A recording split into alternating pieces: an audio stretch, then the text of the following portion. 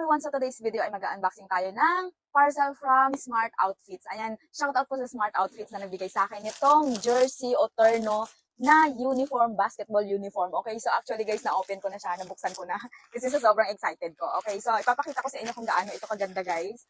And then, sobrang legit po talaga ng Smart Outfits na to guys, yung store na to, kasi sobrang ganda po ng kanilang items, and of course guys, yung materials na ginamit ay hindi basta-basta. Maganda po talaga. Ayan, good quality po talaga siya guys. And then, ipapakita ko na po sa inyo ang uniform, basketball uniform ni baby. Ayan.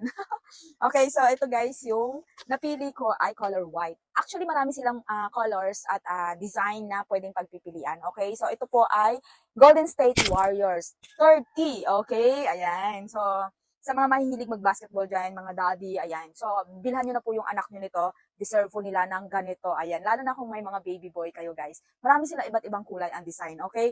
So, sa ngayon, hindi pa po masusuot ito ng anak ko. Kaya, hintayin ko na lang na lumaki siya. Ayan.